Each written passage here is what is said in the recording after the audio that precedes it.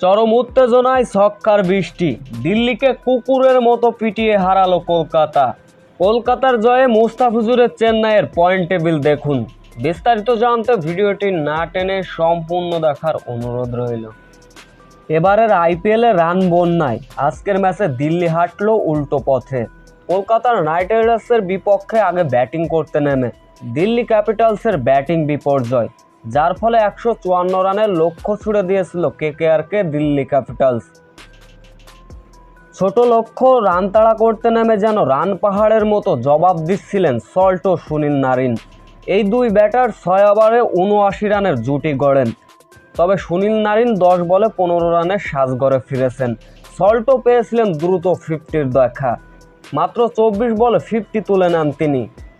এরপরে সল্ট 33 বলে 68 রানের সাজঘরে ফিরলেও 9 ওভারে 100 রান পার করে ফেলে কলকাতা। এরপর শ্রেয়স আয়ার ভেঙ্কটেশ আয়ারের ব্যাটিং শো। মূলত সল্ট এবং ভেঙ্কটেশ আয়ার শ্রেয়স আয়ারের ব্যাটিং তাণ্ডবে ভর করে দিল্লি ক্যাপিটালসকে শেষ মুহূর্তে চরম উত্তেজনায় হারায় কলকাতা। দিল্লির সাথে এই জয়ে পয়েন্ট টেবিলে আরও 2টি পয়েন্ট যোগ করলো শাহরুখ খানের দল। চলুন এক নজরে এবারের আইপিএলে পয়েন্ট টেবিল দেখে আসা যাক।